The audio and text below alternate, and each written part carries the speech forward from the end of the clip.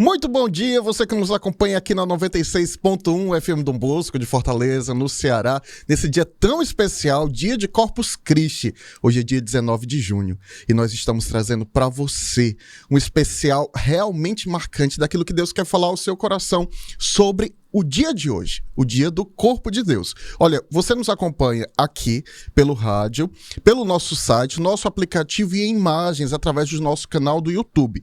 Meu pedido é simples, já curte, compartilha, somos 70 mil pessoas aqui no YouTube da FM Dom Bosco, então queremos chegar ainda mais longe. Sempre curte, manda aqui teu comentário, manda aqui a tua mensagem, para que a gente possa estar evangelizando mais e mais pessoas tenham a oportunidade de conhecer o corpo de Deus, tenham a oportunidade de ter essa experiência com a Eucaristia também através da conversa, através da partilha, que é o que faremos hoje.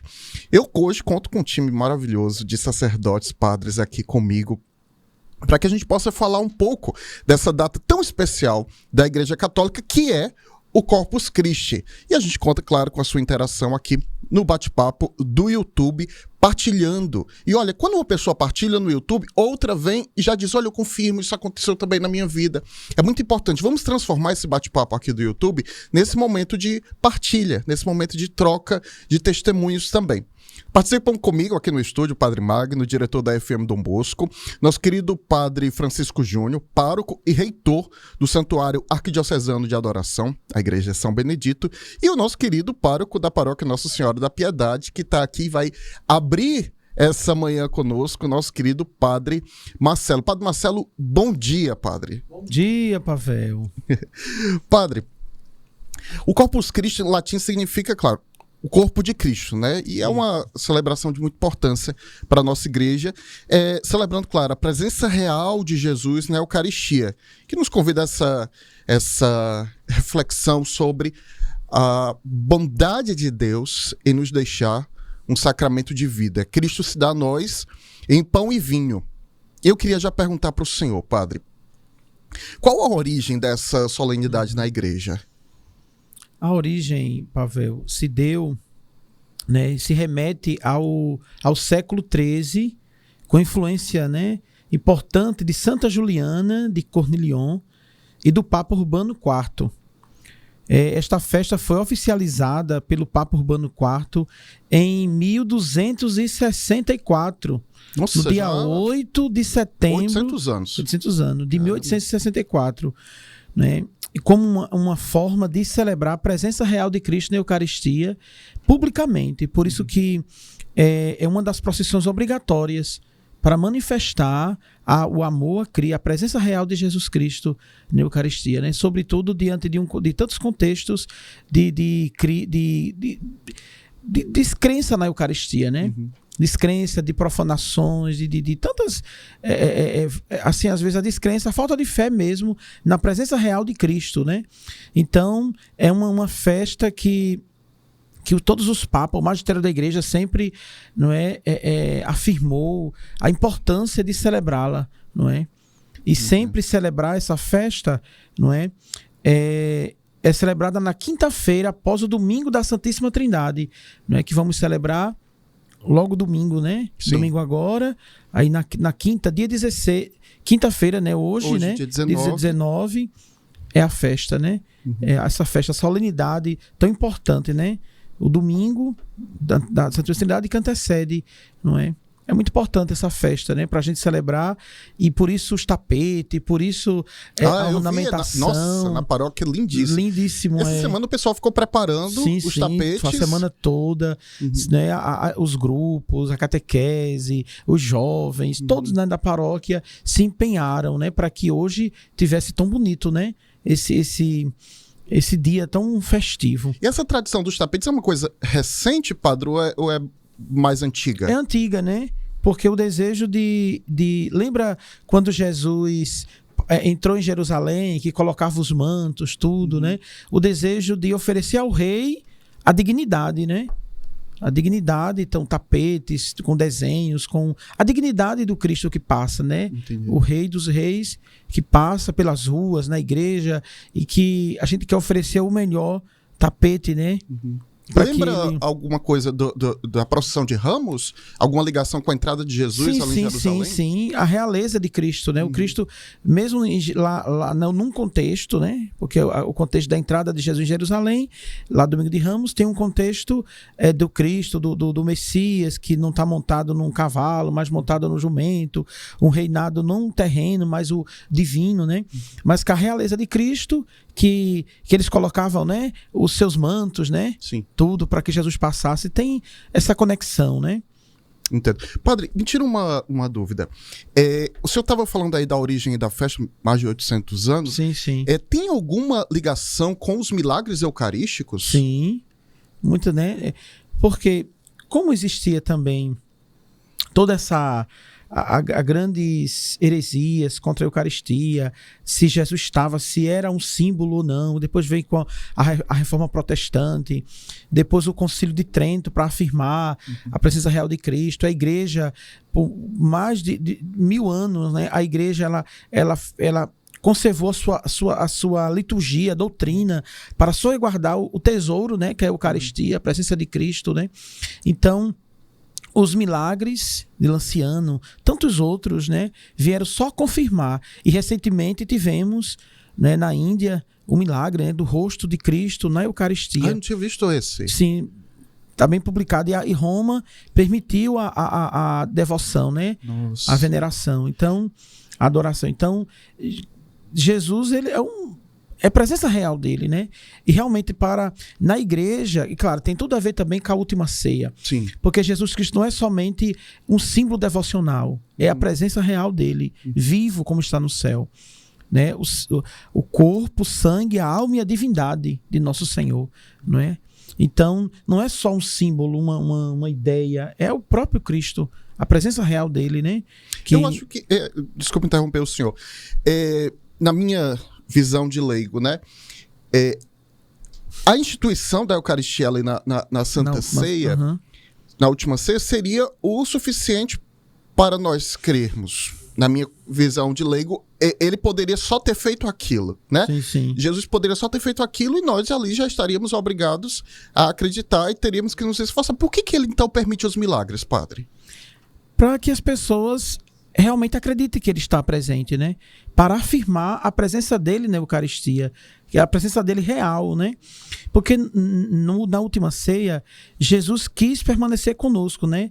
Ele falou que permaneceria conosco até o fim dos tempos. Sim. Né? Então, a presença dele, tanto no Espírito Santo dentro de nós, o Espírito dele, e a Eucaristia, a presença real dele, né? Que é alimento para a nossa vida cristã, não é? É força para o caminho, para a jornada da vida, não é? Então, Jesus, né, ele permite, para que ele...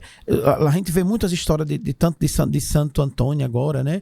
Que da mula, que Jesus, né, que a mula se prostra diante da Eucaristia. A gente vê tantos milagres eucarísticos para confirmar esse amor de Jesus, né? Essa presença dele, para que o homem do nosso século, os homens, né, nós seres humanos, né, desse século, dos tempos modernos, acreditem, porque estamos vivendo um tempo de uma grande crise de fé. É verdade. Não é? Então, e parece que as pessoas não se dobram mais diante da Eucaristia. Uma certa vez, eu conversando com um pastor evangélico, ele disse assim: eu admiro muito vocês, católicos, porque vocês acreditam que Jesus está na Eucaristia. Mas muitas vezes eu questiono. Vocês dizem tanto que ele está na Eucaristia e parece que vocês não acreditam de fato. Porque se realmente ele estivesse ali, vocês não sairiam de perto dele em nenhum momento. Adoraria, né? Em espírito e verdade, em todo o tempo. Não é? E ele falava ela, ao mesmo tempo ele elogiava, reconhecia, ao mesmo tempo ele fazia uma crítica aos católicos. Porque muitas vezes nós católicos, não vamos nem à Capela do Santíssimo, não reconhecemos na nossa vida esse milagre. O maior milagre na Terra é a transubstanciação. O pão que se transforma no corpo, o vinho no sangue. Né? Todos os dias, em todos os altares do mundo inteiro, esse milagre acontece. Né? Não só o milagre de Lanciano, tantos outros, mas o milagre de Jesus que se oferece por nós. O mistério pascal de Cristo, né? Porque a missa é a atualização do mistério da paixão, morte e ressurreição de Jesus. Não é? Então, quando a gente vai ao sacrifício de Cristo, que é a missa, a gente atualiza esse mistério na nossa vida, no mistério da igreja. Né? Por isso que a igreja vai dizer que a missa é o ápice, né? É o ponto mais alto, da vida cristã. Né? É a Eucaristia. Né? O senhor fala dessa questão da Eucaristia ser o mesmo Cristo, o mesmo corpo de Cristo, em todos os lugares da Terra. Eu lembro muito de Carlo Acutis, porque o santo que está, ou melhor, o beato que está se aproximando da né? canonização, né? E eu recordo muito um momento da vida dele que convidaram ele para uma peregrinação na Terra Santa e ele disse, não quero ir. Por quê? Porque lá é onde Jesus viveu. Eu quero ir para a igreja adorar, porque é lá onde ele vive hoje.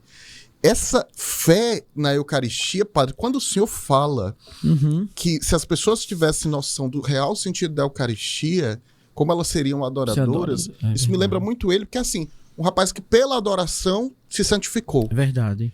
E de fato, quantos santos a gente tem da Eucaristia, né? Na verdade, existe algum santo católico que não tenha amado a Eucaristia? Não existe, né? Todos tiveram um grande amor, e a gente tem muito próximo Dom Bosco, né? Dom Bosco era um homem eucarístico. Os 3 amores de Dom Bosco: Jesus na Eucaristia, o amor a Maria e a devoção à igreja, o amor ao Papa. Né? Então Dom Bosco era um homem eucarístico. Né? Não tem como um santo não ter este amor profundo a Jesus e a Eucaristia. Né? É verdade. A presença dele, real, que nos alimenta. Eu tenho uma assim, para falar da importância, né? A minha avó era analfabeta. Nós amamos as histórias da sua avó, padre. E minha avó, ela tinha a catequese muito básica da vida, né? E um dia ela passou um tempo doente, enferma, e ela tinha muita vontade de receber a Eucaristia. Ela tinha sede, aquela fome. Aí a gente levou ela para a igreja, ela estava melhor, já podia andar. Quando ela comungou, ela começou a sorrir, ela começou a ficar feliz, exultante, né, dizendo que estava com força, ela podia pular, gritar. Nossa. E eu era garoto, e eu fiquei impressionado. Como é que ela... Que experiência de fé profunda, né? Da Eucaristia. Uma mulher eucarística, né? Assim, para dizer, analfabeta, que só sabia assinar o nome, mas um amor profundo, não é? Da Eucaristia. E ela, até o fim da vida dela, ela tinha a ministra que levava, e ela fazia a Páscoa dela todo dominical, né? Para dizer que às vezes as pessoas mais simples falam muito para nós, né? Do grande amor a Jesus na Eucaristia. É verdade. Padre, eu agradeço demais a sua presença. Hoje nós já tivemos o que pela manhã aqui na paróquia? De Corpus Christi, o que nós já vivemos hoje pela manhã? Tivemos a missa às 7 horas da manhã, agora a adoração de 8 horas até às 16h30. Ao dia inteiro vai ser de adoração, então continua. O pessoal está lá na igreja ainda. Isso mesmo. E às 17 horas a missa, né? Às 18 a procissão. E logo após, às 19h30, teremos outra missa. Então, um dia festivo, solene, para louvar e agradecer ao corpo de Cristo, né? Que é o nosso alimento, é a nossa força, a presença real de Jesus no nosso meio. Isso aí. Então, muito obrigado, Padre Marcelo. Sei que hoje o seu dia é intenso, graças a Deus. Graças a Deus. E nós nos encontramos mais tarde na Santa Missa. Muito obrigado, Padre. Obrigado também. Um abraço a todos. E agora a gente vai assistir um lindo testemunho sobre a Eucaristia. E você que está aqui com a gente na nossa transmissão do YouTube vai ver imagens. Por isso que eu estou pedindo, você que está com a gente no rádio, vai também para o YouTube para você poder assistir esse testemunho, ver esse testemunho. Aqui você vai ouvir o áudio, mas eu quero que você olhe o semblante da pessoa dando o testemunho, porque quando a gente vê a pessoa, parece que dá outro sentido pra gente, né? Então, por favor, acompanhe esse testemunho, que é da nossa querida Carolina Lee. Ela é membro da comunidade Recado e tem um testemunho muito forte da Eucaristia. A Eucaristia, para mim, é esse momento de se encontrar. Eu me encontrar e eu encontrar quem eu amo. Mas é mais do que isso, é eu ser devolvida para mim. Eu acho que durante o dia, né, todo mundo sente um pouco disso, você parece que vai se perdendo um pouco, né, deixando um pouco de ser.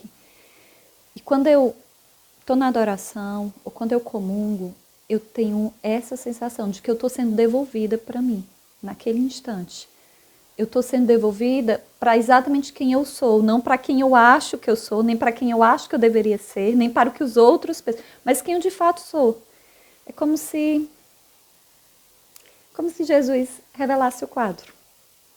O quadro que ele pintou, que ele sonhou desde sempre para mim, que pintou. E me dá a sensação de paz, de segurança. E por que isso é muito importante? Porque a minha vida é muito agitada. Assim, eu trabalho e estudo desde os meus 18, 17 anos, né? Quando eu entrei na universidade e tudo. Para mim é muito comum ter hora para acordar, não ter hora para dormir. Além disso, com 15 anos eu entrei na nova comunidade que eu faço parte, que é o Recado. E eu sou consagrada dessa comunidade há 12 anos. E dentro dessa vocação, eu exerço muitas funções. Já exerci muitas outras e exerço também ainda muitas funções. Eu sou atriz. A minha primeira formação é em licenciatura de teatro, a minha segunda formação é em direito e dou aula desde os meus 17 anos. Então, assim, eu tenho uma vida muito agitada. Além disso, sou eu a responsável pela minha mãe. Minha mãe tem 70 anos, ela mora comigo. Sou a responsável financeira, sou a responsável pelo cuidado, pelo zelo com ela. Minha irmã não mora na mesma cidade que a gente. Então, assim, a minha vida ela é muito agitada. E encontrar essa hora em que eu sou devolvida a mim, ela é muito importante.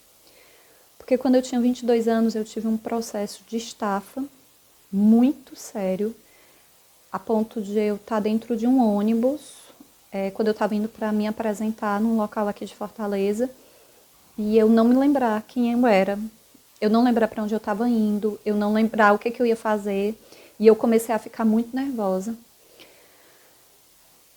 Graças a Deus deu tudo certo, o Senhor sempre manda os seus anjos. Isso é um outro testemunho que eu posso dar um dia. Mas foi muito impactante e aí isso gerou com que eu começasse a não querer sair de casa. E aí foi quando eu fui diagnosticada com transtorno de ansiedade e que eu estava com uma estafa em nível muito severo.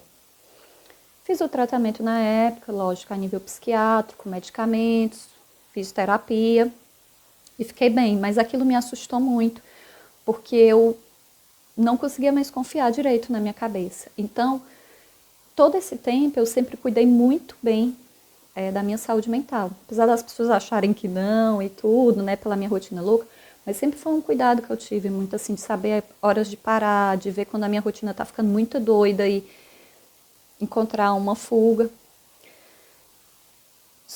Por isso que quando eu comecei a sentir alguns sintomas, no ano passado, na verdade, não só eu comecei a sentir, eles não passavam, eles só pioravam ao longo do ano, eu comecei a ficar muito assustada. No início do ano passado, no início de 2024, a minha irmã, que é médica, a gente estava num Réveillon e ela disse assim, eu tô achando você muito mais do que só cansada.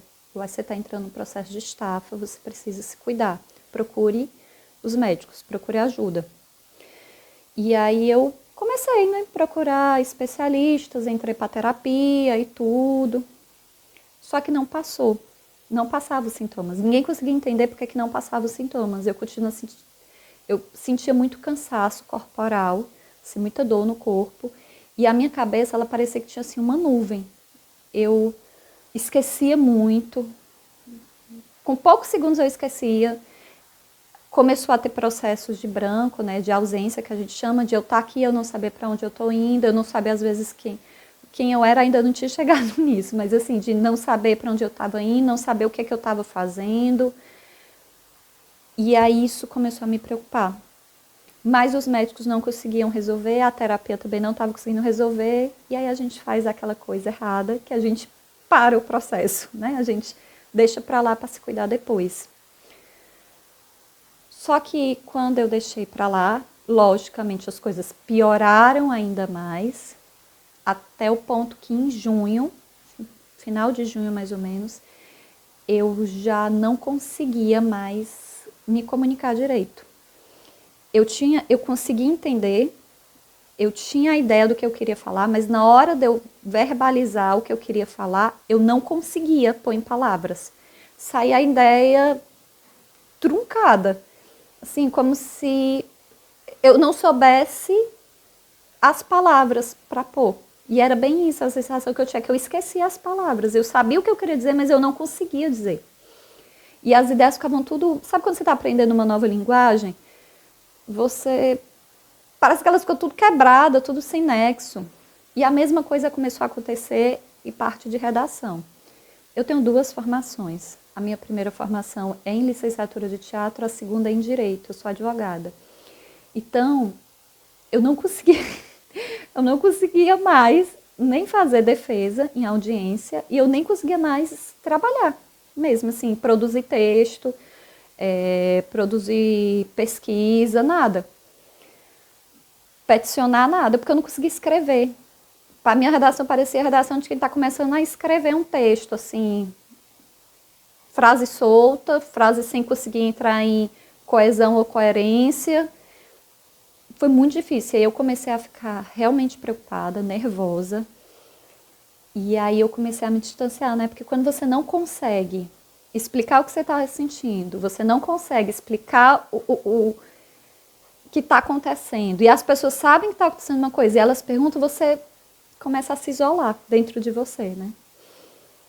E foi ficando tão ruim o processo que a minha irmã, ela é médica, e ela disse assim para mim, vamos fazer uma bateria de exames?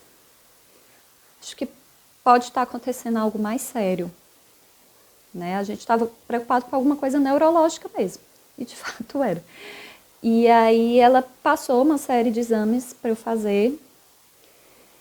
Eu fiz, mas eu comecei a levar para os especialistas e eles não chegavam a conclusão nenhuma. Aí a minha madrinha disse assim, vamos levar para um clínico geral, tem um clínico geral muito perto de onde a gente mora. É uma visão diferente, vamos levar? E aí eu levei. E foi de fato esse clínico geral que descobriu que eu tenho essa doença autoimune, que se chama anemia perniciosa.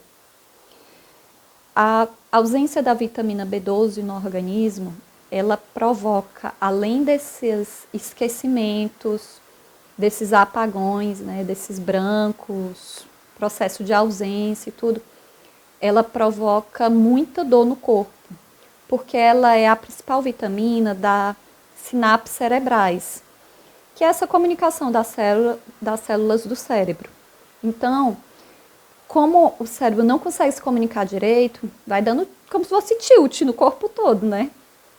O médico clínico geral que me atendeu, ele deu uma explicação que eu achei muito interessante. Ele disse assim, você pega um computador antigo, daquelas memórias antigas, e você tem que submeter ele a coisas muito intensas, a jogos, a arquivos muito pesados, tudo ao mesmo tempo. O que é que vai acontecer? Ele vai ficar travando. Trava o computador, trava a tela, ele super esquenta. Ele disse, é mais ou menos isso que está acontecendo com o seu corpo, o seu cérebro e, portanto, o seu corpo. Só que você está fazendo isso com o seu corpo há muito tempo, porque ele descobriu que a vitamina B12 ela estava abaixo do que ela deve ser, porque ela tem que ser 500 para cima, e a minha estava abaixo de 200 há 5 anos. Então, há 5 anos, ela não conseguia chegar a mais de 200. E, quando ele tinha visto esse meu exame, ela já estava a 150. Ele pediu para repetir, quando eu trouxe para ele de novo, ela já estava abaixo de 100.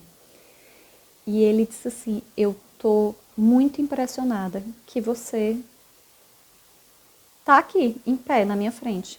Quando chega pessoas que têm esse nível de deficiência da vitamina B12 no sangue, normalmente elas nem conseguem se levantar da cama, porque elas sentem muitas dores, principalmente mão e pé, elas sentem uma dor no corpo muito grande e elas vivem uma confusão mental tão intensa que elas realmente entram num pré-estado depressivo. Você me parece uma pessoa calma, você parece estar tudo bem, assim. Eu vou lhe dizer coisas que você tem que fazer, além de repor a vitamina B12, mas assim, você tem que procurar terapia, mas eu acho que você já procura terapia, porque você parece estar muito bem resolvido tudo dentro de você. E aí eu até brinquei com ele, eu disse, não, na verdade eu abandonei a terapia, eu não sou uma pessoa tão tranquila assim, doutor. Aí ele disse assim, mas você está aqui, você fala comigo, ainda que com uma dificuldade, mas você tem uma coerência no que você fala. E de tudo que você me contou, a coisa que eu estou mais impressionada é que você consegue ainda dar aula. Aí eu disse, eu também estou bastante impressionada. E eu saí dessa consulta feliz, porque eu achei que eu estava enlouquecendo, né? Enfim, eu achei que tinha dado algum perca total aqui da cabeça, mas eu fiquei muito feliz, né? E eu estava indo para a missa, e realmente eu fui para o consultório andando, são alguns quilômetros na minha casa, e eu fui para a igreja de lá andando também. E quando eu cheguei na missa e tudo, foi isso exatamente que durante a missa eu fui refletindo e eu fui percebendo que eu consegui por causa da Eucaristia, porque eu estava comungando. Em 2023, a minha mãe passou por uma cirurgia bem séria, ela precisou botar uma prótese no quadril por volta ali de setembro de 2023. E como eu disse para vocês, eu sempre tive o cuidado, né, com a minha saúde mental. Como eu não conseguia ter muito tempo no meu dia para mim, porque além de ter toda a minha rotina, eu ainda tinha que ter a parte de cuidar dela, eu comecei a ir para a missa diária, mas realmente para a missa diária.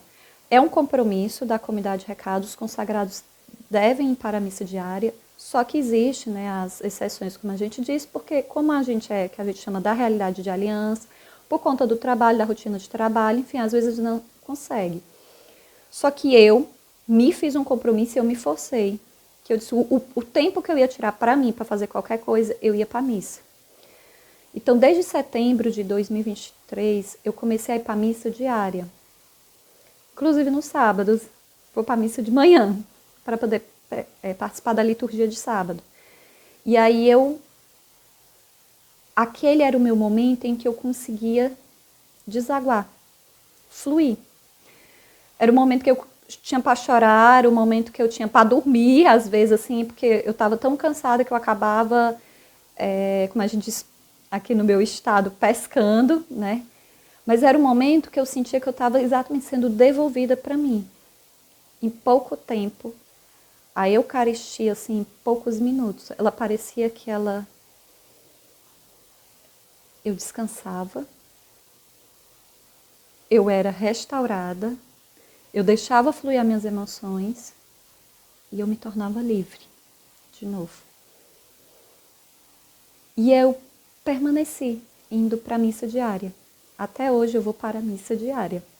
É muito, muito, muito difícil eu quebrar a missa diária. E quando no ano de 2024, né, ali, o diagnóstico só conseguiu ser fechado em setembro, que o médico disse que eu estava com essa deficiência da vitamina B12, foi essa a conclusão que eu cheguei. Eu disse, foi a comunhão. Foi os momentos que eu tive para parar em frente à Eucaristia, nem que fosse 5 minutos em adoração, e principalmente a comunhão. Eu sei que foi a comunhão que me sustentou. E aí, durante, né, o processo de tratamento, né, o médico falava, olha, você vai demorar um tempo, tenha paciência com você, a recuperação ela não vai ser tão rápida, porque assim, as células do cérebro elas vão precisar se regenerar com essa vitamina B12 que você está repondo agora, então vai demorar em torno ali de uns 5, 6 meses. Ele tem paciência. Mas é engraçado porque eu estou falando isso, mas eu tenho a sensação que isso já está acontecendo dentro de você. Só vai precisar a vitamina B12 entrar. E aí ele pegou e disse assim, você não faz terapia mesmo? Eu disse, não. Aí ele disse assim, você faz alguma coisa para você conseguir se reequilibrar? Sim, aí eu disse, eu vou para a missa diária. Aí ele disse, pois continue indo. Isso realmente está lhe fazendo bem. Na verdade, eu acho que isso é o que lhe manteve até agora em pé. Porque eu estou muito impressionada de você conseguir se levantar da cama, e mais que se levantar da cama, você conseguir andar, você conseguir dar aula. E assim, gente, em 3 meses, eu já estava conseguindo voltar a estar em audiência, eu já tinha conseguido voltar a me comunicar verbalmente, muito tranquilo, aí voltar a escrever petição, ainda que um pouco mais demorado. A ausência da vitamina B12, ela provoca vários danos neurológicos, vocês podem pesquisar. Ela realmente provoca muita dor no corpo. Mas eu sentia uma dor, ainda sinto ainda hoje, né, porque eu ainda faço reposição. Eu sinto uma dor, um cansaço, mas ela não é algo que me impossibilitou. E quando ele falou isso, que ele ficava muito pressionado, dentro das coisas que eu parava, pensava, e que eu via que era um milagre da Eucaristia, do tempo que eu passei a comungar, principalmente mais constantemente, é porque eu consegui ainda sustentar a casa, dando aula, mesmo sem condições nenhuma. Eu consegui continuar com a minha missão dentro da comunidade. Como eu sou, a minha primeira formação é em teatro. Eu sou responsável por muitas funções, mas uma delas é a formação e a formação de artistas. E eu conseguia continuar dando formações de arte, principalmente de corpo, né, que envolvia esforço físico. Eu consegui missão em congresso para dar formação em um congresso. Então, assim, é inexplicado. Realmente, a Eucaristia, ela sustenta. E até hoje, quando eu me ponho na frente do Santíssimo, é mais do que um encontro. Eu não sei nem às vezes explicar. É uma sensação em que eu tô tão livre, tão plenamente livre, que eu até me esqueço às vezes das pessoas. E é um encontro. Como se nada pudesse me atingir. Eu espero que esse ano o Corpo Cristo de vocês, a celebração de Corpus Christi de vocês, seja esse momento de vocês se encontrarem, se permitirem serem devolvidas a vocês. Porque Deus faz milagres. Ele consegue ir aonde a gente não tem ideia. Porque Ele que nos pintou, Ele é que nos fez, Ele é que nos sonhou. Nós somos obra-prima dEle. E Ele realmente sabe tudo o que nós precisamos. E tudo o que nós precisamos, nós conseguimos encontrar na Eucaristia. Eu não tenho nenhuma dúvida disso. Deus abençoe. Que seja uma santa celebração para todo mundo. E que cada vez mais os adoradores apareçam entre nós, no meio da nossa igreja. Muito obrigado, Carol, por esse testemunho tão bonito. Olha, que mais pessoas tenham a graça de entender a Eucaristia como remédio da alma. E que também esses testemunhos possam ser compartilhados com outras pessoas. Se você tem testemunhos, coloca aqui também nos nossos comentários no YouTube, que a gente quer compartilhar com outras pessoas. Eu tenho a alegria de receber agora aqui no nosso estúdio o nosso querido Padre Francisco Júnior, pároco e reitor do Santuário Arquidiocesano de Adoração, a Igreja São Benedito, ali do centro, enfatizando, mostrando para nós a importância da Eucaristia, porque, na verdade, é o carisma do Senhor, né, Padre? Olá, Marcos Pavel, olá, meus queridos, minha querida família da FM Dom Bosco, a vocês que estão nos escutando e nos vendo diretamente, que bom estar com vocês nesse dia tão especial da solenidade do Corpus Christi. Que bom. Padre, fala, por favor, um pouquinho da sua congregação. Congregação do Santíssimo Sacramento, ela nasceu no século XIX, 1856 mais ou menos, através do fundador São Pedro de Leimar, esses grandes visionários como Dom Bosco, que desejavam viver profundamente a Eucaristia. Verdade. Eu lembro que, quando estava em São Paulo, eu fazia sempre a hora santa, aí tinha sempre lá, pela intercessão de São Pedro, Julião e Eimar. E eu disse, meu Deus, mas quem é esse santo? Nunca tinha ouvido falar. E quando eu fui pesquisar, eu disse, meu Deus, que paixão pela Eucaristia desse homem, né? Que paixão, que contagiante, né, Padre? Contagiante. O nosso querido Papa João XXIII chama São Pedro de Leimar do apóstolo da Eucaristia. Chama Padre Eimar do apóstolo da Eucaristia.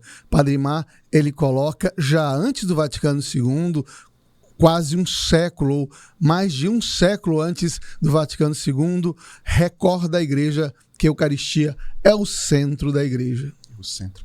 Aproveitando que a gente está falando da Eucaristia e de Corpus Christi, padre, quais são os principais elementos da celebração de Corpus Christi, da festa de Corpus Christi, especialmente na liturgia?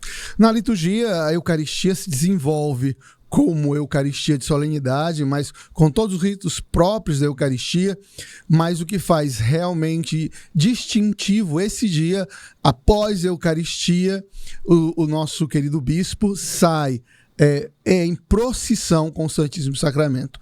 Na verdade, Pavel, é a única vez que a igreja permite, de forma oficial, que o Senhor saia em procissão. Daí a importância, daí a peculiaridade dessa grande celebração de Corpus Christi. Entendi.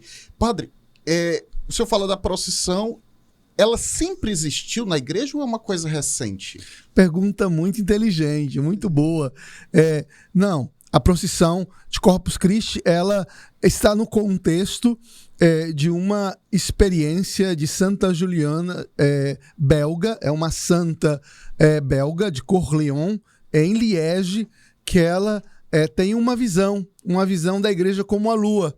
E nessa lua havia um ponto preto, um ponto negro. E Santa Juliana, então, percebe que esse ponto negro é a falta dessa solenidade da festa de Corpus Christi. Na época, o arquidiácono da região de Liege, Pantaleão, se tornou, anos depois, o Papa Urbano, que viveu essa experiência com Santa Juliana em Liege. Ele, então, a partir da sua experiência, depois de ter visto o milagre na Itália, na Eucaristia, ele então faz a bula transistor, a bula de transformar essa festa numa festa universal, e aí a partir daí a igreja começa a celebrar o Corpus Christi e a procissão. Então, a pergunta que você fez, muito inteligente, recorda o start, o começo das procissões pelo século XII, mais ou menos. Foi nessa época que começou as procissões oficialmente como festa solene para toda a igreja. Entendi. Na Quinta-feira Santa, nós já celebramos a Eucaristia, a instituição do sacerdócio. Na sua visão espiritual, por que o senhor acredita que Deus ele quis uma só para a Eucaristia? Nossa, que maravilha. É tremenda essa sua pergunta e faz assim a gente sentir profundamente o desejo de entender melhor o mistério. Como entender esse mistério da Eucaristia, a instituição da Eucaristia? De forma bem rápida. A Eucaristia é o mistério de retorno, ou Pessá. Na tradição, Pessá, Páscoa, que é o saltar, o voltar. Nós, seres humanos, vivemos a experiência do pecado com Adão e Eva. Fomos lançados para fora do paraíso. E com toda a tradição de retorno, chegamos ao povo de Israel, que celebra o Pessá, o desejo da terra prometida, o desejo do paraíso, o desejo de voltar mais uma vez para perto de Deus e a amizade de Deus. Mas Israel sabia que essa volta não era definitiva, não era para a terra e o paraíso como Adão e Eva, a primeira humanidade viveu. Sabia que havia necessidade de esperar o Messias, aquele que iria realmente nos fazer voltar para o paraíso e para a árvore da vida. Pois bem, Pavel, a Eucaristia é a árvore da vida que nos dá o novo fruto. Não o fruto do pecado, mas o fruto da graça. Aqueles irmãos, Adão e Eva, que levantaram o braço para tomar o fruto do pecado no paraíso e que foram expulsos, agora já são recuperados pelos novos humanos que somos nós, que lançamos a nossa mão para tomar o fruto da cruz, da árvore da vida, que tem Jesus, que é o fruto vivo, que nos devolve ao paraíso. Então, Eucaristia, quando celebramos Eucaristia, é um retorno, é uma volta, é um reencontro do paraíso. Meus irmãos, não é coisa pouca, não. É coisa muito. Se você celebra a Eucaristia, você volta ao paraíso. E você, à diferença do Adão e Eva, você já não toma o fruto do pecado, mas toma o fruto da graça e do retorno para a verdadeira vida em Cristo Jesus. É verdade. E nós temos a Eucaristia na igreja, a comunhão, nós temos também a adoração eucarística, né? Uma pessoa uma vez me perguntou assim, Pavel, o que é mais importante? É comungar ou é adorar o Santíssimo? Aí eu disse, meu Deus do céu, me dá sabedoria, porque era uma pessoa que ela tinha dificuldade de compreensão, tinha que falar de diferentes formas, mas me veio uma ideia assim, né? Eu disse assim, o que é mais importante quando você vai na padaria? Você olhar o pão ali da padaria e dizer, nossa, como ele é bonito, caramba, que pão bem assado, que cheiroso esse pão, ou você comer o pão? Aí, eu acho que deu para ajudar a pessoa, né? Que, obviamente, a comunhão é mais importante. Mas, padre, eu sei que não é só chegar e comungar. O que os fiéis podem fazer para se preparar melhor para a comunhão? Pavel, você traz o depósito da fé. Eu acho que como cristão, como homem de Deus, você chega ao depósito da fé e diz, é verdade, a Eucaristia foi instituída por Jesus para nós comungarmos. Tomai e comei todos vós. Tomai e bebei todos vós. Então, a Eucaristia é, sem dúvida, para comunhão. Mas essa presença que é do Senhor desde os primeiros séculos, desde lá dos primeiros, não é do segundo século, não. É importante. Os cristãos não se deram conta que Jesus deve ser adorado no século XII, XIII, não. Absolutamente. Já os santos padres diziam, quando os diáconos levavam Jesus para dar a comunhão aos irmãos enfermos nos primeiros séculos dos cristãos, lá está em grego, em siríaco, toma, pois, o Senhor nas tuas mãos e faz da tua mão um trono. Então, é essa experiência tremenda. Já lá, nos primeiros cristãos, já tinham isso. Então, a adoração é uma experiência não do século XII, mas uma experiência dos primeiros séculos cristãos, que eles tinham consciência de quem eles tinham, era o Senhor. E como se preparar, é o Senhor que está. É o Senhor que está contigo. Então, é necessário a gente confessar, queridos filhos e filhas, confessar é importante. A confissão é um caminho de santidade. Deus e a igreja te dá a oportunidade de se aproximar de um irmão seu, sacerdote, pecador como você, nós, pecadores, e com a profunda humildade sua, confessasse, para que o teu coração, livre e desejoso de realmente seguir ao Senhor, possa ser perdoado por Ele, pelo Senhor, e assim se aproximar da Santa Eucaristia. Então, intenção de não realmente voltar a pecar, coração completamente livre e uma vida na graça, para que então você possa se aproximar do Senhor. Esse é o caminho de profunda preparação para a Eucaristia. Amém. Padre, eu até agradeço, sei que hoje, dia de Corpus Christi, é um dia muito animado para a sua congregação, para o Santuário Arquidiocesano de Adoração. Já são quase 11h30 e eu queria pedir para o senhor, sei que já teve uma programação agora pela manhã, mas o que ainda tem de programação que os fiéis podem ir lá na Igreja São Benedito? Pavel, realmente, como você diz, é um tempo muito importante para a nossa congregação, é a maior festa da nossa congregação, porque é a festa que nós celebramos também o nosso carisma.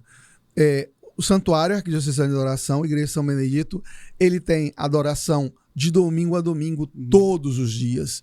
Então, nesse dia já passamos o dia todo em adoração e agora à tarde, a partir das 14 horas, às 14 horas iniciamos um momento de louvor e ação de graças. Depois, às 15 horas, uma adoração. Depois, às 16 horas, teremos a missa com Dom Gregório, no nosso santuário, paróquia. E depois da Eucaristia, nós sairíamos em procissão. Então você, se quiser, desejar vir celebrar conosco a partir das 14 horas no santuário, ali na Avenida Imperador, com Clarindo de Queiroz, centro de Fortaleza. Que maravilha. Padre Francisco, muito obrigado pela sua participação nesse nosso especial do dia de hoje e força para vocês hoje nesse dia de missão, viu? Pavel, muito obrigado. Eu me sinto profundamente alegre e feliz por estar nessa casa, Dom Bosco, porque Dom Bosco ele é um homem de profunda experiência eucarística e orgulhoso por estar com vocês falando de um tema tão apaixonante como a Eucaristia. Deus os abençoe e continuemos vivendo essa linda festa hoje. Amém. E você continua aqui conosco no nosso especial da Eucaristia. Olha, você que está no YouTube, já permanece aqui conosco. Você que não está ainda, por favor, entre no nosso canal do YouTube, porque agora a gente tem mais um testemunho. É da Veridiana Maia, e ela tem um testemunho muito forte sobre a Eucaristia e sobre a vivência, inclusive, dessa devoção da adoração, desse momento devocional que é a adoração a Jesus no Santíssimo Sacramento do altar. Então, fica com o testemunho da Veridiana e já já a gente volta. Olá, meus irmãos, minhas irmãs. Eu me chamo Veridiana Maia e sou membro consagrado da Comunidade Recado e hoje eu venho trazer para vocês o meu testemunho com a Eucaristia. Em 2017 eu estive muito enferma, eu tive a chikungunya de uma forma muito grave, que logo de início eu fui parar numa cadeira de roda, fiquei muito tempo acamada, eu não conseguia andar direito, eu praticamente me arrastava durante muito tempo. E eu lembro que eu tive em abril, em junho eu estava cada vez pior. Até o momento que eu tive uma reação, meu coração tive um ataque cardíaco por conta dos anti-inflamatórios. Então, eu já não mais podia tomar anti-inflamatório e a dor cada vez pior e não tinha uma melhora. Aí eu fui para a missa nesse dia, eu disse para o Senhor que eu não merecia pedir muito a Ele, porque eu deixei muito de lado em minha vida, mas que Ele estava vendo o meu sofrimento e que eu não podia mais tomar nenhuma medicação e que só Ele poderia fazer algo por mim. E nesse dia, foi o primeiro dia sem nenhuma medicação, eu chorava de dor, porque ficar parado doía, mexer doía mais ainda. Então a dor estava muito intensa mesmo. E eu lembro que eu peguei no sono, chorando. E eu acordei, era um domingo pela manhã, com uma voz e uma melodia. A voz dizia, estando unido a ti, esquecendo de mim. Eu sei que era uma música porque eu ouvi uma melodia que eu nunca tinha escutado. E eu fui atrás no Google para saber o que era aquela música. Aí o nome da música era Majestosa Eucaristia. E no dia 18 de junho de 2017, o padre Reginaldo Manzotti, ele estava num acampamento na Canção Nova. E ele falou que a Eucaristia era o nosso maior remédio. A Eucaristia era um remédio. Então eu entendi que a Eucaristia era o meu remédio. Eu precisava dela todos os dias. Aí eu ligo para uma amiga minha e digo, Renata, o Senhor disse que o meu remédio é a Eucaristia. Só que eu não consigo andar, e eu preciso de você. A gente vai de carro, você puxa o freio de mão, que eu não conseguia puxar. E eu vou precisar de você para subir os batentes, eu vou precisar de você para ser minha bengala. E eu fui. Na primeira semana eu já tive uma melhora, na segunda semana eu já melhorei das mãos. Eu consegui abrir uma tampa de garrafa e a minha felicidade por ter aberto essa tampa de garrafa era muito grande. Eu louvava e agradecia a Deus. E eu fui melhorando, fui mancando, fui melhorando cada vez mais. Andar, pisar firme, subir, descer, batente, que eu não conseguia. E em setembro eu já estava curada. Eu já estava muito bem. Aí, para comemorar, eu disse, não, eu vou fazer uma viagem, porque eu tenho que comemorar. Eu passei muito de tempo doente e eu fui atrás de destino para ir, escolhi Lençóis do Maranhão. E lá ia ter uma festa, acho que eram vários cantores que iam fazer lá uma festa e eu comprei todos os shows que ia ter nesse dia. Eram 3 dias de festa, né? 3 dias de shows e eu ia intercalar com as minhas trilhas, que eu marquei várias trilhas para testar mesmo ali se estava bem, se estava curada e pronto, fiz a primeira trilha e tinha um show para ir. Aí no show eu tive uma sensação muito ruim, assim, de que o que era que eu estava fazendo ali? Foi algo, era um sentimento assim, de que aquilo não mais me pertencia. E eu não entendia, eu digo, nossa, é o cansaço da viagem, pode ser isso, mas no outro dia o show é à tarde, é uma feijoada e eu vou e vai ser tudo bem. A mesma sensação, aquele vazio, era uma tristeza tão grande. E eu digo, o que que eu estou fazendo aqui? Era como se aquilo não mais pertencesse à minha vida. Eu lembro que aí eu fui fazer uma última trilha, aí tinha uma igrejinha e ela estava fechada. Eu desejei que aquela igreja ela tivesse aberta.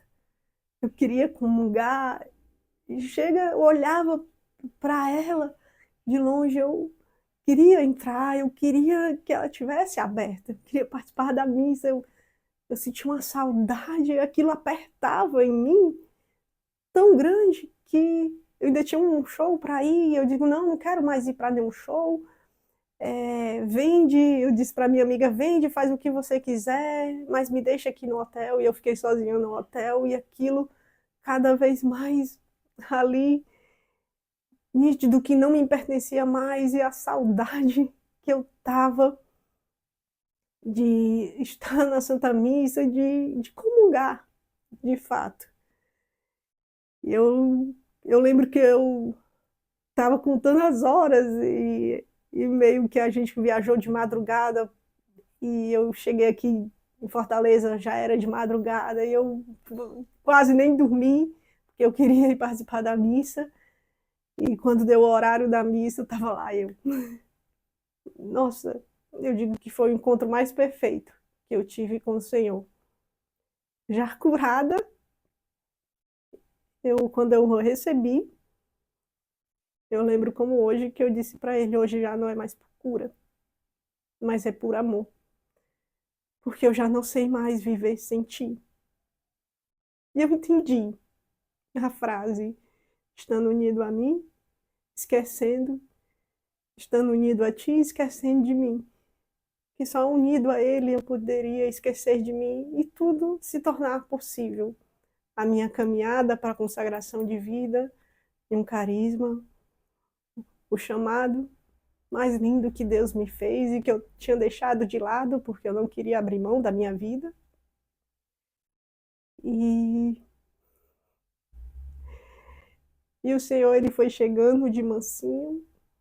Não era só o meu corpo que estava enfermo, mas a minha alma, ela estava morrendo. E ele foi chegando de mansinho e foi se tornando tudo em mim.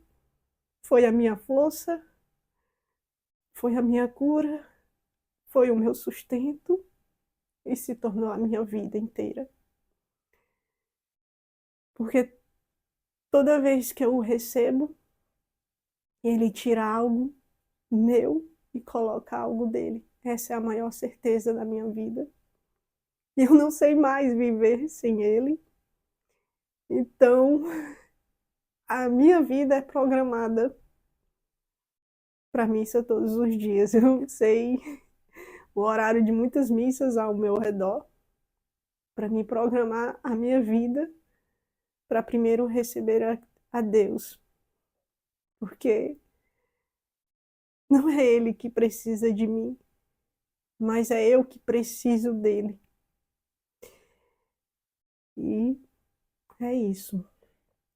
Que a gente possa cada vez mais tocar esse sacramento com o nosso coração, porque é nosso coração que vê o todo Deus e o todo homem presente naquela hóstia consagrada. E, então, meus irmãos e minhas irmãs, a Eucaristia é para que a gente não se satisfaça uma vez por semana, mas que a gente possa ir cada vez mais a ela, cada vez mais, porque é a nossa alma que deseja esse encontro todos os dias. Então, é isso e viva Cristo Rei! Veri, muito obrigado por esse testemunho. Minha irmã Veridiana é uma irmã amiga de comunidade há muito tempo.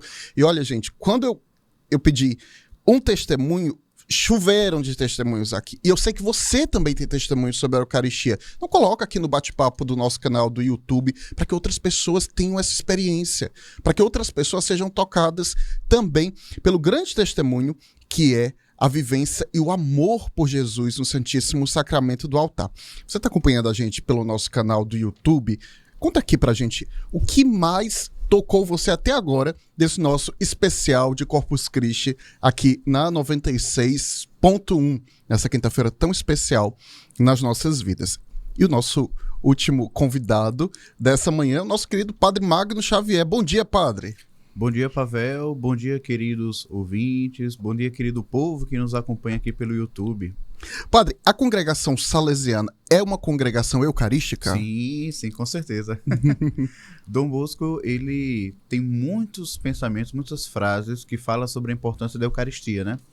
E, inclusive, há uma prática entre nós salesianos que sempre após as refeições, sobretudo do almoço, a gente dê uma passada na capela e faça um minutinho ali de adoração. Sem falar também na prática de sempre à noite, antes de dormir, passar também no Santíssimo, né? E fazer aquela visita agradecendo pelo dia, entregando toda a nossa vida. Então, a espiritualidade eucarística está na base, né? Inclusive, Dom Bosco, ele falava sempre da Eucaristia, do valor da Santa Missa para os seus oratorianos e, consequentemente, também para os seus salesianos, né? Os seus salesianos. Padre, é na Eucaristia que nós acabamos vivendo a maioria das nossas emoções como católicos, né? Uhum. É ali que nós iniciamos nossa vida, é ali que marca certinho, né? O final da infância na primeira Eucaristia, o final da adolescência com a crisma, é ali também que nós vivemos o luto nas missas de corpo presente, sétimo dia. E eu queria entender do senhor como essa dimensão social da Eucaristia para além disso. Uhum. Então, a Eucaristia... nós celebramos a Eucaristia para ser Eucaristia no mundo, né? Uhum. Para no mundo nós testemunharmos aquilo que celebramos, né? E eu acho tão bonito, Pavel, porque e povo também, né? Quando nós celebramos a Eucaristia, vamos imaginar aqui, né? Um dia que você está muito triste.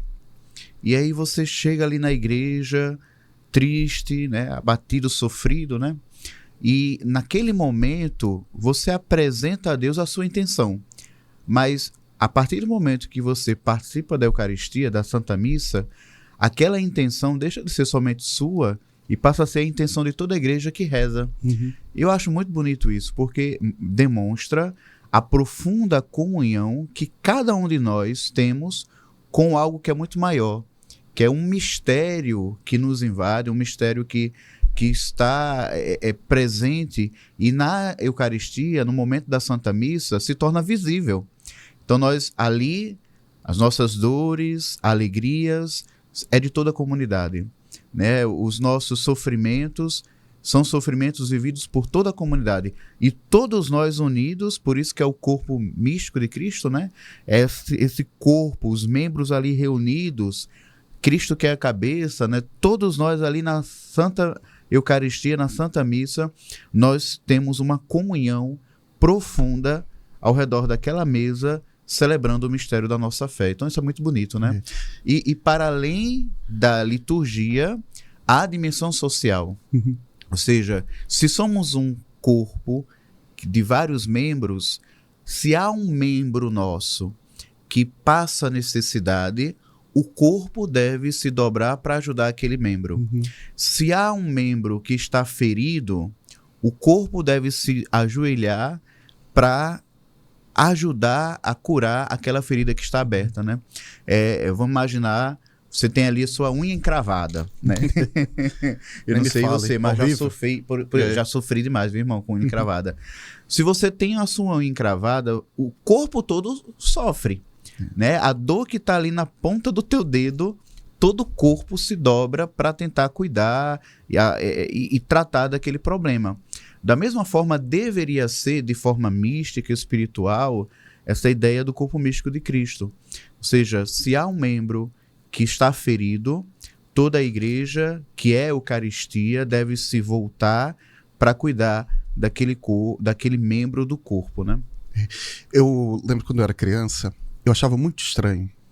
Porque dizer agora é o momento da comunhão. Eu dizia, mas meu Deus, por que momento da comunhão? Por que não é momento da comida? No momento de comer o pão? Eu pensava assim, minha cabeça de criança, né? Eu pensava, por que chama de comunhão? Se é o momento só que a gente vai comer. Por que a gente chama? Por que diz que é o momento da refeição? Eu sempre me perguntava isso. Depois que eu fui entendendo essa questão da comunhão, né, padre? Quando o senhor fala que Cristo é a cabeça da igreja e nós comungamos o corpo de Cristo, então não dá para comungar só a cabeça, né? Exato. A gente comunga o corpo inteiro. Exato. E o senhor diria para uma pessoa que ela diz assim, olha, eu comungo, mas eu não tenho vontade de ajudar ninguém. Eu não tenho vontade de fazer nada por ninguém. O que o senhor diria para uma pessoa assim? Se abra, né? Se abra a graça. Porque assim, não adianta apenas ser um cumpridor de uma função. É preciso se abrir para que aquilo que nós estamos celebrando transforme o nosso coração, né? Não adianta ser meramente um funcionário. Quem é cristão não é um funcionário, né? Funcionário nem sempre é comprometido com a missão da empresa, nem sempre, né? Às vezes você vai, coloca a sua farda, faz aquela função e vai embora, né? A igreja não é assim. A igreja, você é batizado, você é configurado a Cristo. Se você é configurado a Cristo, é preciso que sempre mais nós imitemos a Cristo. E participar da Eucaristia, meu irmão, é uma mesa de compromisso. Quando a gente vai para a missa, a gente se compromete. Quando nós vamos à Eucaristia, celebramos o mistério da nossa fé, nós nos comprometemos. Não é, olha, hoje em dia tem uma coisa de você querer escolher o que você crê, né? É a fé de supermercado. Customiza, pois é. Você, não, eu vou pegar isso aqui, esse pacote, mas eu quero tirar isso aqui, tirar isso aqui, tirar isso aqui. Olha, se você foi batizado, meu irmão, você assumiu o pacote completo. E o pacote completo tem como objetivo principal a configuração a uma pessoa, a nosso Senhor Jesus Cristo. Todas as vezes que participamos da missa, da Eucaristia, nós nos configuramos a Ele. E não dá para nos tornarmos Cristo somente dentro das quatro paredes da igreja. Sobretudo no seu trabalho, na sua família, em todos os lugares onde nós estamos, nós somos chamados a viver com radicalidade essa busca pela configuração de Jesus, de nosso Senhor Jesus Cristo, por meio da comunhão com as pessoas. Por isso que a gente comunga na mesa e comunga na mesa da vida. Né? A gente comunga se tornando realmente próximos aos irmãos e irmãs. Né? Padre, então quer dizer assim, só o fato de eu ir e comungar não significa necessariamente que eu já me tornei ali uma pessoa melhor, que eu irei fazer o bem. Eu estava lembrando, Judas também comungou, não é verdade? Pois é, exatamente. E quando ele saiu, ele não fez coisa muito boa, não. Exatamente. E esse olhar da igreja... Me lembrou uma música, tá? O senhor estava falando, estava lembrando. Uma música que eu gosto muito, que diz assim... E eu queria até que o senhor falasse em cima dessa música, porque ela até... quem não tá dentro do mistério por inteiro pode ficar confuso. Mas por que essa música diz isso? Que comungar é tornar-se um perigo. Viemos para incomodar. Sim. Nessa luta sofrida de um povo que quer ter voz, ter vez e lugar. Por que comungar é se tornar um perigo? É tornar-se um perigo porque Jesus tornou-se um perigo. Né? Quanto mais nós nos configuramos a Ele, mais perigosos nós também somos. Porque assim, olha para a vida de Jesus. Vamos olhar para Ele como norte, né? Como referência para todos nós, como modelo, né? Olhando para Jesus, Jesus incomodou muita gente, né? Tanto é que ele foi levado à cruz. A punição de Jesus no alto da cruz, claro, tem toda a dimensão teológica, mas há também uma dimensão política, né? De uma condenação que foi dada a uma pessoa que incomodou. E vamos parar para pensar. Os santos e santas foram pessoas que incomodaram de diversas formas. Você pega uma Santa Teresa d'Ávila, ela incomodou demais. porque ela chamou a atenção para a necessidade de uma interioridade. Você pega o São João Paulo II, ele incomodou muito. Os santos incomodaram porque se assemelharam a Jesus.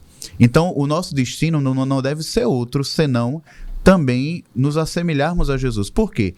Quando nós nos assemelhamos a Jesus, a gente começa a ler a nossa realidade, a entender os fatos, as coisas que estão acontecendo, dizendo, opa, isso aqui está errado. O mundo está caminhando para uma exclusão das pessoas. O mundo está caminhando para um pisoteamento dos direitos daqueles que são pobres, né? Daqueles que estão em situação de vulnerabilidade social. A vida plena é para todos, mas alguns, devido a uma série de questões, né, não têm acesso a essa vida plena. Eu vim para que todos tenham vida e vida em abundância. Então, gente, isso é evangelho. Isso é a doutrina social da igreja que o Papa Leão tem recordado tanto, né? Ultimamente os papas têm recordado de uma forma muito bonita. Mas isso é o evangelho. Participar dessa mesa nos compromete em participar da vida dos irmãos. Nos compromete a ter os olhos, olha, bem atentos, bem abertos para a realidade que nos cerca, percebendo aquilo que é sinal de antirreino. Né? Tem o sinal do reino de Deus, né? Mas tem também o sinal do antirreino. Né, daquilo que é a divisão, daquilo que nos distancia desse reino de Deus, daquilo que nos impede de ter uma vida plena, a vida boa, a vida como Deus quer. Tudo aquilo que nos impede de ter uma vida como Deus gostaria que nós tivéssemos é sinal de contradição, deve ser denunciado e por isso a gente incomoda tanto. Incomoda. O cristão sabe incomodar. Isso é muito bom. Pois é. O bom incômodo. Exato. Que é destronar quem está querendo ocupar o lugar de Deus, né? Exato. E até no Magnífica, né? Nossa Senhora reza isso, né? Todas as vésperas nós religiosos, né? Nós rezamos, né? Derrubou do trono os poderosos e exaltou os humildes, exato, né? Exato. Padre, eu lembro agora de Madre Teresa de Calcutá, Santa Madre Teresa de Calcutá, que ela tem um testemunho eucarístico muito bonito. Eu gosto muito desse momento que ela... O compromisso que ela colocava para as irmãs era de 1 hora semanal de adoração, que chamava Hora Santa. Depois se tornou 1 hora diária. E as irmãs chegaram para ela e disseram assim, Madre, olha, não tá dando. Não tá dando, a gente tem que diminuir o tempo de oração, porque a gente não tá conseguindo cuidar dos pobres direito. E ela disse, não estão conseguindo cuidar direito, né? Não estão, falta de tempo, né? Então vamos dobrar. Vamos rezar mais 1 hora. Elas ficam, meu Deus, como é possível? E depois ela vai explicar nos escritos dela, e eu gosto muito disso, porque ela diz, olha, quanto mais nós adoramos a Jesus em Eucaristia, mais ordenada se torna a nossa vida, as coisas se colocam no lugar, e se eu adoro de verdade, eu consigo me compadecer do próximo, porque eu vejo Cristo no outro. Eu acho tão forte isso, porque realmente se eu passo ali uma tarde de adoração, olhando ali para Jesus, no Santíssimo Sacramento, dentro da igreja, e lá fora, eu vi alguém que está precisando de mim, e eu não fiz nada, é sinal de que eu não adorei, na verdade. Exato. Você sabe que tem uma parte da missa que sempre me chama muita atenção. É uma parte que pode passar bem despercebida, né? Mas quando eu elevo ali, né, o corpo de Cristo, eu gosto de olhar para ele percebendo o povo que está por trás. E aí, como a visão fica um pouco, né? Você vê como que uma unidade ali, né? Tudo junto ali, a Eucaristia e tal. E me faz lembrar também Dom Helder Câmara, né? No congresso que teve eucarístico, lá no Rio de Janeiro, se não me engano. E aí, Dom Helder Câmara, ele, no momento de adoração, ele adorando o Nosso Senhor, e tinha uma brecha entre a Eucaristia, a hóstia, e aquela parte do meio do Santíssimo, né? Sim. Do ostensório. Do ostensório. E aí, por ali, ele via... Aquela partezinha que chama luneta. A luneta, exatamente. Luneta, né? Aí, por ali, ele via as comunidades ali, né? E aí ele ficava ali, disse que ele ficou um tempão parado, né? Contemplando. Ou seja, olhar para Jesus nos faz olhar melhor o homem, né? Olhar melhor a mulher.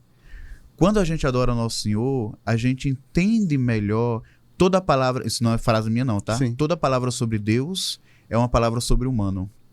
Né? Quanto mais a gente adora nosso Senhor, mais a gente conhece a alma humana, mais a gente conhece quem nós somos, mais a gente conhece as pessoas que estão ao nosso redor, porque a gente começa a olhar as pessoas por Ele. Acho que esse é o grande sentido de Corpus Christi, é o grande sentido da autêntica devoção à Eucaristia, né? É você, quanto mais adorar, mais crescer na capacidade de enxergar todas as coisas da sua vida, todas as pessoas, todas as situações, à luz dele, à luz da fé, à luz de Nosso Senhor, né? Acho que é um pouco por aí. E os jovens, padre? Porque nós vemos que cada vez mais os jovens estão caindo num ceticismo muito grande. Sim. E é papel nosso convencer o jovem de que Jesus realmente está lá na Eucaristia, ou o trabalho não é de convencer, é outra coisa? Eu acho que o trabalho, Pavel, é de criar uma comunidade acolhedora, né? A comunhão, ela é fruto dessa vida eucarística, e ela é consequência também, né? Ou é fruto, é consequência dessa vida eucarística, né? E o jovem, ele precisa ter relações, ele precisa ter amigos, ele precisa conversar, compartilhar. O jovem precisa sentir-se acolhido num grupo. E quando ele chega numa comunidade, que ele percebe que a comunidade é fraterna, é acolhedora, ali já é o primeiro, acho que é a porta de entrada para uma vivência radical da comunidade de fé, né?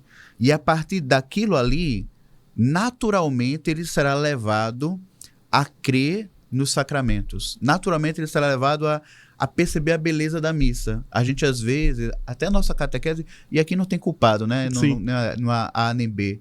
Mas, às vezes, quando a gente faz na catequese, quando vai falar sobre a Santa Missa, a gente parte tanto de uma forma muito catequética, doutrinário, fala disso, fala daquilo, e esquece de chamar para a beleza daquele momento, da beleza do mistério, né? E o jovem, ele é atraído por isso, né? Pela comunidade, pelo grupo, pela beleza de estar junto, pela beleza de compartilhar a própria vida. Eu acho que esse é um caminho, é trazer o jovem a partir da experiência de comunidade, de comunhão, e a partir daí mostrar a beleza do sacramento, a beleza da Eucaristia que nós celebramos, né? Essa dimensão é muito mais ampla do que a gente tem noção, do que a gente costuma meditar. Não é somente ali o ato de você entrar numa fila, comungar e sair. É tudo que está envolto, né, padre? Uma dúvida que as pessoas têm: qual a diferença da hóstia grande para a hóstia pequena? E quando a gente comunga, a gente está comungando uma parte do corpo de Jesus? Como que funciona isso teologicamente? É a chamada hóstia magna, né? E as chamadas partículas, que são hóstias, né? Na verdade, são hóstias. A questão maior, existe a hóstia um pouco maior, existe uma bem grande, né? Que é mais a questão da visualização, né? Para que as pessoas consigam visualizar, por assim dizer, aquela hóstia principal, né? Mas todas são é o mesmo material, é a mesma hóstia e é o mesmo corpo de Cristo. Então, quando se comunga o corpo total, né? É o corpo de Cristo. E por isso também, Pavel, a importância, que eu acho que é um ponto que nem sempre a gente tem atenção, mas a importância do amém na hora que nós recebemos o corpo de Cristo, né? É um detalhe que nem sempre a gente se dá conta, mas dentro de uma perspectiva, vamos lá, o marido e a mulher, eles vão confirmar, dar o sim diante de Deus no momento ali do seu casamento, né? Eles dizem sim, eu aceito, né? Ou seja, há ali uma confirmação daquilo que eles estão diante do altar do Senhor, prometendo com fidelidade, né? De forma semelhante, ali na Eucaristia, é o banquete eucarístico, né? É o banquete das núpcias do Cordeiro, como a gente chama também, né? Tanto é que o padre diz, eis o Cordeiro de Deus, né? Aqueles que são convidados para a ceia do Senhor, né? O banquete nupcial do Cordeiro, né? É uma das motivações que o padre faz. E ali é como um casamento mesmo, é como uma aliança. Nós renovamos a nossa aliança. E quando a pessoa recebe o corpo de Cristo, ela diz amém, ela está dizendo, eu confirmo isso tudo, eu aceito isso tudo. É com fidelidade que eu quero viver isso. Então, é muito mais do que uma resposta. Por isso que, presta atenção, viu? A resposta, quando o padre vai dizer, corpo de Cristo, a resposta não é legal, não é beleza, não é isso aí. A resposta é amém. A resposta é eu aceito, confirmo, amém. Eu aceito na fidelidade essa aliança de amor e lembrando que a igreja é a esposa de Cristo, né? Cristo é o esposo, nós fazemos parte dessa igreja, nós fazemos parte desse corpo que é a igreja, que é a esposa, e naquele momento o seu amém está justamente evidenciando o amém da igreja, da esposa que aceita o amado. Nossa, que lindo isso, é forte. Então, a procissão de hoje, do dia de Corpus Christi, é como se fosse um grande amém, que nós estamos dizendo nas ruas, né? Nós acreditamos, ele é a nossa vida, ele é o nosso sustento, né? Padre, muito obrigado pela sua participação, e eu queria que, eu tenho certeza que ao longo de todo esse programa, tudo que os padres foram falando foi tocando muito o coração de pessoas que talvez nem pensassem ir à missa hoje, participar da sua paróquia, da procissão, e estão nesse momento entusiasmadas com esse desejo. Eu queria que o senhor desse a palavra final, falando disso, da centralidade da Eucaristia, que é o alimento do corpo e da alma, e nos dê essa bênção final. Meu irmão, minha irmã, Dom Bosco dizia, quereis receber muitas bênçãos, visitai o Santíssimo sempre. Ainda mais nesse dia tão especial, esse dia em que nós refletimos como igreja a presença do corpo de Cristo entre nós. Nós comungamos o corpo de Cristo para cada vez mais nos mantermos fiéis, seguidores de Jesus, conformados a Ele, participantes dessa igreja que é o corpo dele. Então, não deixe de ir para a missa hoje, não deixe de fazer a procissão do Santíssimo, não deixe de dizer ao mundo aquilo que é a sua fé, de comunicar ao mundo aquilo que você crê, muito mais do que com palavras, com gestos, né? A igreja, ela valoriza não só as palavras, mas os gestos. A procissão é essa expressão pública da nossa fé. Cremos que a Eucaristia faz a igreja. Cremos que a Eucaristia é a nossa força. Estamos fracos? Nos aproximemos da Eucaristia para nos fortalecer desse alimento. Estamos desanimados? Vamos à Eucaristia. Estamos com dores, sofrimentos, alegrias, esperanças. Tudo isso é colocado diante do altar do Senhor. E diante do altar nós encontramos o nosso lugar. Por isso, não deixemos jamais de ter amor à Eucaristia. O amor que se revela também na prática, nos atos. Esse amor que me leva a aproximar-me dele e também aproximar-me dos irmãos, sobretudo aqueles que mais necessitam. Que o Deus que nos ama profundamente te abençoe, te guarde, te proteja e te livre de todo o mal. Que Deus te abençoe, em nome do Pai, e do Filho, e do Espírito Santo. Amém. Amém. E uma boa solenidade de Corpus Christi, né? Para todos nós. Muito obrigado, Padre Magno. Eu que agradeço. O especial de Corpus Christi vai ficando por aqui. Na direção geral, Padre Magno Xavier. Na produção, Roberta Farias. Na locução e operação, eu, Marcos Pavel. E nas operações do YouTube, Diego Soares e Lucas Cordeiro. Deus abençoe e você permanece com a Santa Missa ao vivo direto do Santuário de Fátima. Tchau!